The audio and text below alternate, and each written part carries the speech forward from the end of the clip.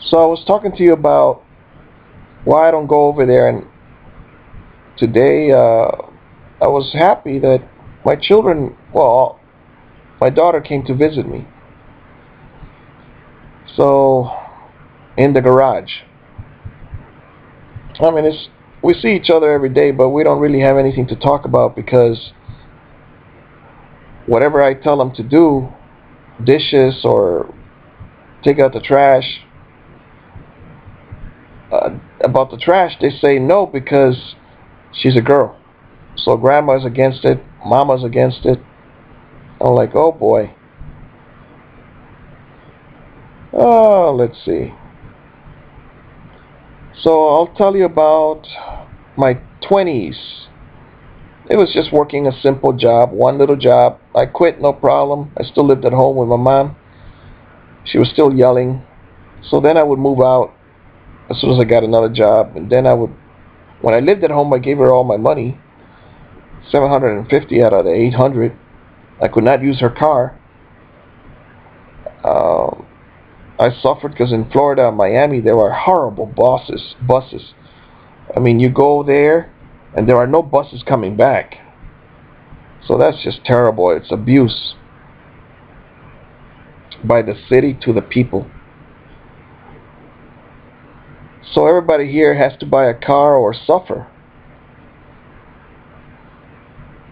And I do have a neighbor that's 70 years old. She worked at Disney for 15, 20 years. And she got a ride every day because she still doesn't drive. She never drove in this country or never drove. But that's something that could happen only to a woman. Because what woman is going to come pick me up every morning to take me to work? And what man is going to come pick me up every morning to come take me to work? Well, all right. I could find some men that could come, but I'm talking about this lady. She lived her life without driving. And that's because people do care about each other. People do care about each other. My spouse takes her shopping, or somebody else takes her shopping, things like that. So back to my 20s, they were very rough because of well, when girlfriends leave you, you start crying. When you get fired, I don't cry for girlfriends now. I don't cry for being fired now. I was homeless and I was 23. I got married to stop being homeless, and she was my girlfriend.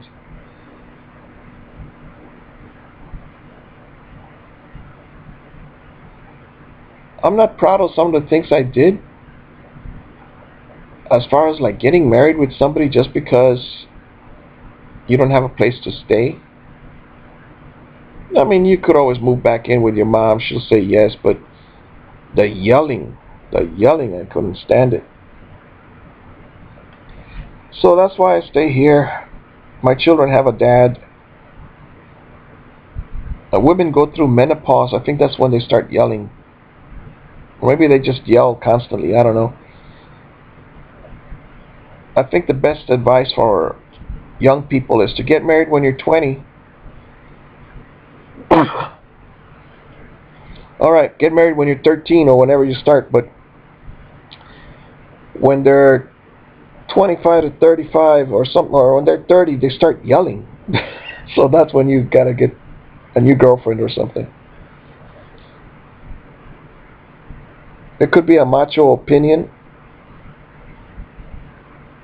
and I'm the least of the macho guys. I mean, I like holding hands, I like cuddling, I like sitting next to her, but I'm tired of chasing the spouse because she's the distancer. She wants distance. So the only way to deal with that is have 10 girlfriends, I think. I had four at one time, and that's why she was yelling, I think. And she scared him away. And I cried for several of them. especially one. But now I'm grateful for the moments that we did have together. Alright, so my 30s were about kids. My 40s, they're still about kids. But now I've been Baker acted, and I haven't worked for the last 7 years. So my 30s, I've had, my 30s I'd say were pretty good. As far as, I mean, we had $100,000. I mean, it was nice, buy a house. It wasn't perfect. In order for it to be perfect, you need to be able to pray with your spouse and be able to plan a future together. I mean, the only time we plan is like I'm going to go see the doctor, I'll say, but it's a registered nurse at this clinic for the first time tomorrow. I've taken my aunt there, so like I should know where it is, but it's next to a Publix.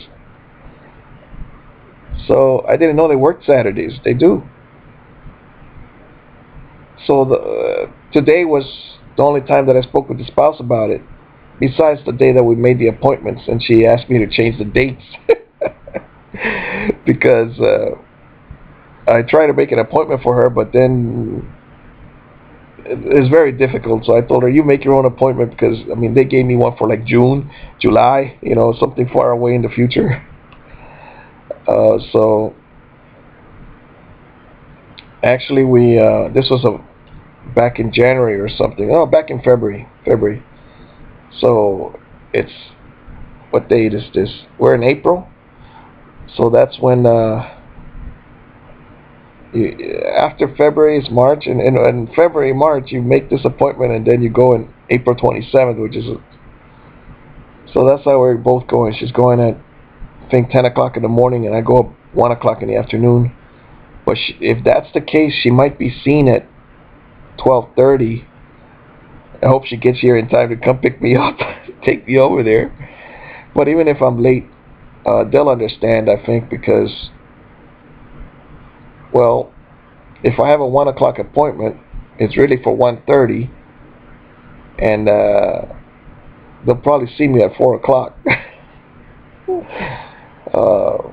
Life in the United States.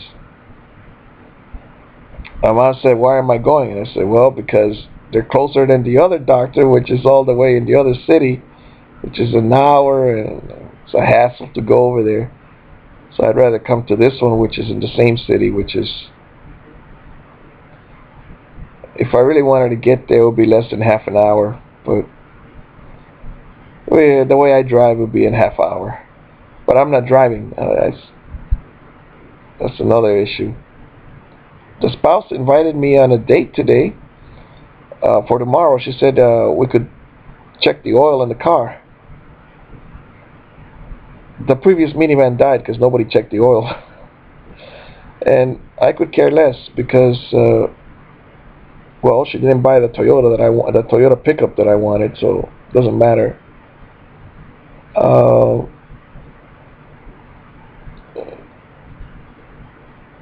Yeah, I don't go over there also because the shoes are all over the place. The book bags are all over the place. I mean, I make beautiful shelves. And I even used to put Dr. So-and-so for my daughter and Dr. So-and-so for my son. And I even made one for myself, Dr. Daniel, and I put one up there. But then I put like 4 shelves for each of us, but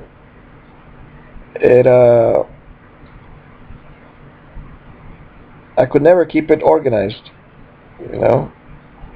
So then I took their stuff out of there. I grabbed it for myself, but that's when I lived in the living room. And then they accused me of being selfish, but it's not really being selfish. I'm organized. If you're going to keep your stuff, keep it organized. Otherwise, all of them don't have rooms. In fact, 3 of them share one room, the spouse and 2 kids, and then the grandma has the other room, which belongs to the older daughter. But Nobody complains. So now that I haven't worked so long, 7 years, I didn't want to be a substitute. I did and I didn't. I wanted to, but I didn't. They pushed me, the spouse and the mother. So I became a substitute. But I told them I'm not ready. But they weren't listening. They don't care. Just go get a job. Go. But they don't listen. And then when you're being bullied like that, you have stress at home, and then I felt like complete panic. I don't know what to do with kindergarten guys. I told in another video how they ran out the room, and we were going to the bathroom. We were not supposed to go to the bathroom at that time, but one teacher made my son pee in his pants because, do you really have to go now? Can you hold it? And I wrote an email. I didn't go to the school because I was too mad. I mean, the same story happened to my mother when she was in 4th grade. The nun didn't let her go to the bathroom. And that's another reason I wanted to homeschool. Don't deal with this. My daughter got a rash in kindergarten because of the toilets. I think it's the toilets. What else? It's on their butt, I'm disappointed. Then the other mom over here, she said her daughter had something too, and so like every day after school she scrubs their butts. She has, I don't know, they're twins.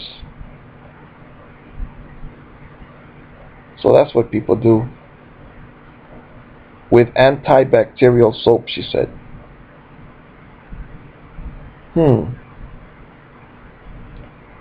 When I worked as a custodian, I always did a very good job at cleaning the toilets.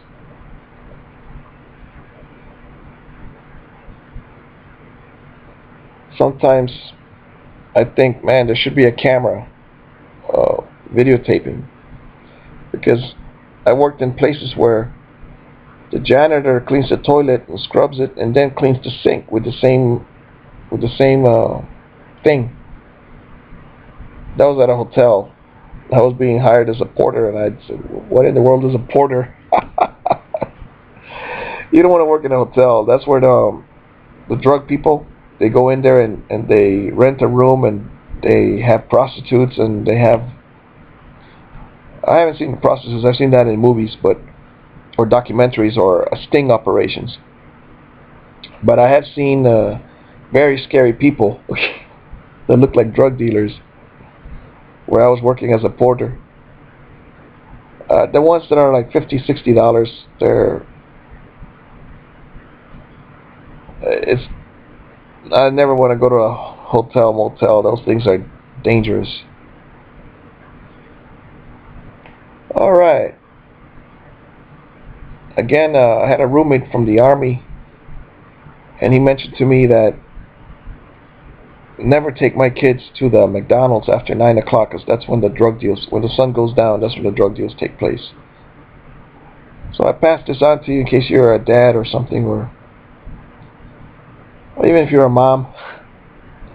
Of course, some people just don't understand, because I make rules, but they're for a reason. I read books.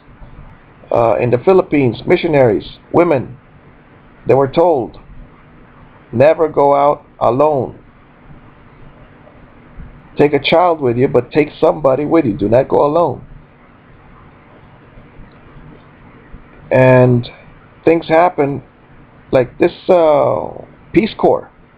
Man, I looked up at the rape in Peace Corps. I never want to join the Peace Corps. I mean, I would have when I was younger, but I never qualified, never got out of college.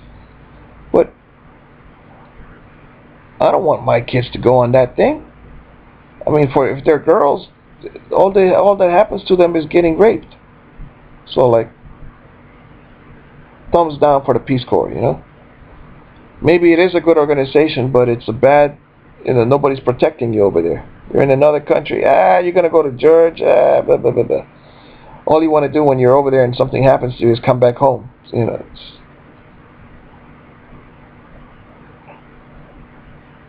something, when you're Baker Act, by the way, they do ask you, have you had sex willingly or unwillingly?